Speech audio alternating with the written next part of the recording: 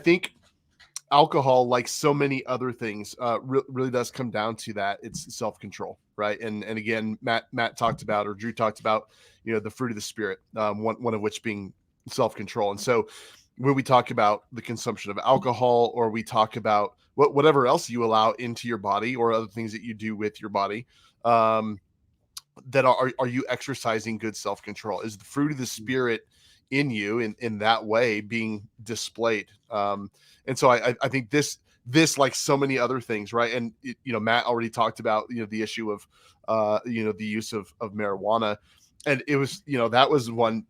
It's so interesting growing up for me in the 80s and 90s, even growing up in Colorado.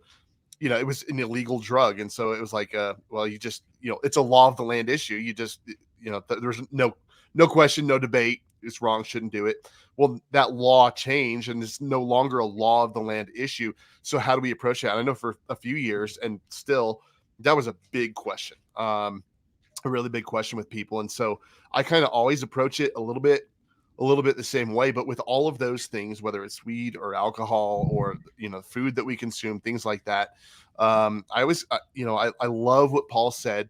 Paul talks about it. He said, hey, all things are permissible, not everything is beneficial, right? It's not always a benefit to you, so be careful.